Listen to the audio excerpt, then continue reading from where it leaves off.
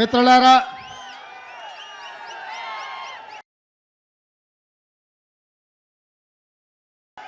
ఈరోజు వైఎస్ షర్మిల గారి నాయకత్వంలో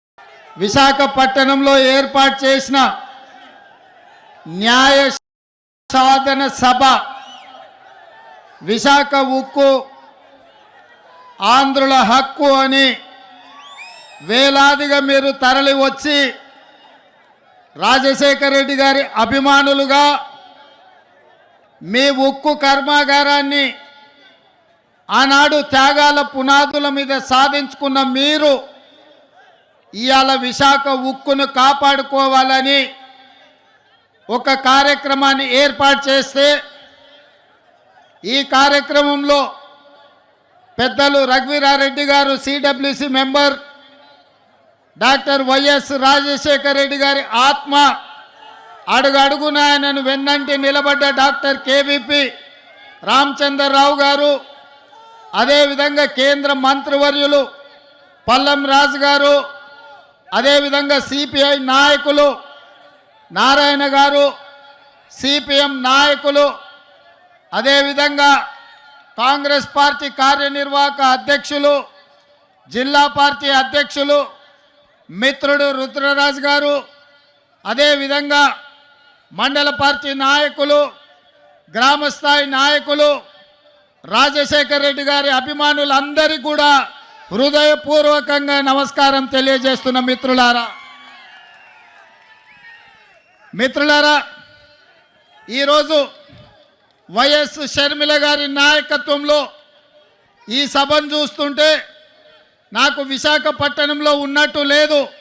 హైదరాబాదు నగరంలో, తెలంగాణలో నేను నా కార్యకర్తలతో ఏర్పాటు చేసిన సభ ఎంత విజయవంతం అవుతుందో, వేలాది మంది వచ్చి అండగా నిలబడతారో ఇవాళ ఇక్కడ చూస్తుంటే నాకు హైదరాబాదు నగరంలో కాంగ్రెస్ పార్టీ సభను ఏర్పాటు చేసినట్టుగా ఉంది.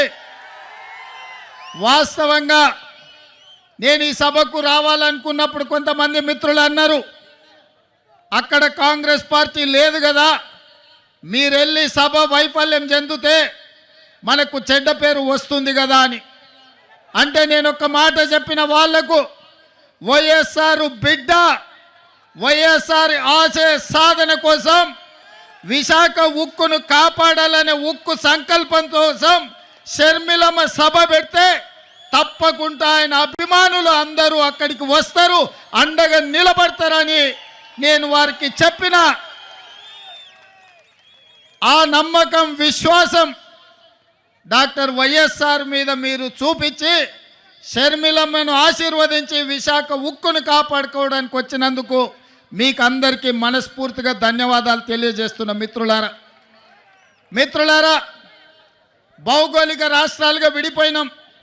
ఇక్కడ ఉన్నప్పుడు మనకు ఆంధ్రప్రదేశ్, తెలంగాణ, కానీ మన హక్కుల కోసం, మన ఆస్తులు కొల్లగొట్టడానికి ఢిల్లీ పెత్తందారులు మన మీద దండయాత్ర చేస్తే మనం తెలుగు వాళ్ళం, మనం అన్నదమ్ములం, ఒకరికి ఒకరం అండగా నిలబడి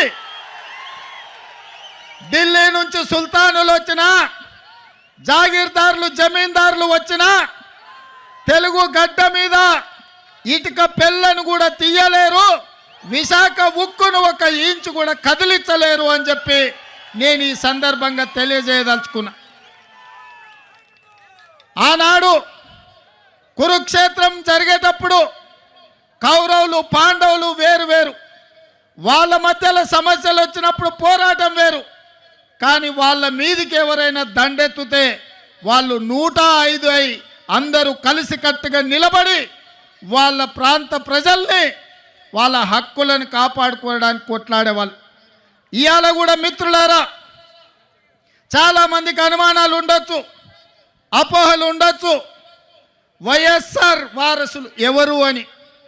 నేను ఇవాళ ఒక్క మాట చెప్పదలుచుకున్న మిత్రులారా, వైఎస్ఆర్ సంకల్పాన్ని నిలబెట్టేటోళ్ళే వైఎస్ఆర్ వారసులు అవుతారు తప్ప వైఎస్ఆర్ ఆశయాలకు వ్యతిరేకంగా, వైఎస్ఆర్ గారి యొక్క ఆఖరి కోరికకు వ్యతిరేకంగా మాట్లాడే వాళ్ళు ఏ రకంగా వైఎస్ఆర్ వారసులైతారో మీరు ఒక్కసారి ఆలోచన చెయ్యండి. ఇవాళ ఆంధ్రప్రదేశ్లో ఇక్కడున్న పరిస్థితులు, ఇక్కడి రాజకీయాలను కాంగ్రెస్ పార్టీ తెలంగాణ శాఖ అధ్యక్షుడిగా, తెలంగాణ రాష్ట్ర ముఖ్యమంత్రిగా కొన్ని సంవత్సరాల నుంచి నిశితంగా గమనిస్తున్నా. ఈ ప్రాంతానికి ఇక్కడ పాలించే నాయకులుగా మేము కావాలనుకుంటున్నారు. కానీ ప్రశ్నించే గొంతులు ఎవరి ప్రాంతంలో లేరు. ఎందుకంటే ప్రశ్నించే గొంతులు ఉన్నప్పుడే పాలకులు మన మాట వింటారు. ఢిల్లీలో ఉన్న మోడీ ఇవాళ ఈ ప్రాంతం మీద ఆధిపత్యం చెలాయించాలనుకుంటున్నాడంటే ఈ ప్రాంతం నుంచి మోడీని ప్రశ్నించే వాళ్ళు లేకపోవడం వల్లనే ఇవాళ మీ హక్కుల గురించి ఎవరు మాట్లాడతలేరు. 10 ఏళ్ళైనా మీ పోలవరం పూర్తి కాలే. 10 ఏళ్ళైనా ఆంధ్రప్రదేశ్కు రాజధాని ఎక్కడంటే ఎక్కడుందో చెప్పలేని పరిస్థితి ఇవాళ ఆంధ్రప్రదేశ్కు దాపురించింది. ఇవాళ ఈ ప్రాంతంలో ఈ ఆంధ్రప్రదేశ్ యొక్క ఆత్మగౌరవాన్ని ఢిల్లీలో తాకట్టు పెట్టిండ్రు.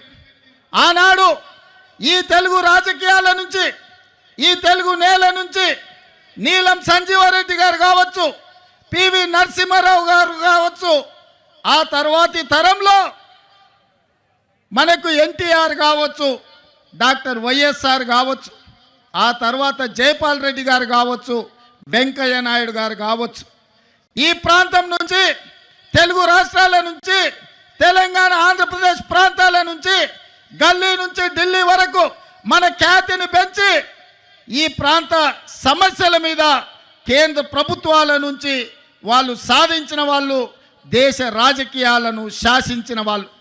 నేను ఇవాళ అడుగుతున్న మిత్రులారా, అటు తెలంగాణ అయినా ఇటు ఆంధ్రప్రదేశ్ అయినా ఢిల్లీకి వెళ్ళి వంగి నమస్కారాలు పెట్టే నాయకులే ఉన్నారు తప్ప ఢిల్లీని అడిగి మనకు కావాల్సిన సాధించే నాయకత్వమే ఇవాళ లేదు. మీరు ఒక్కసారి ఆలోచన చేయండి.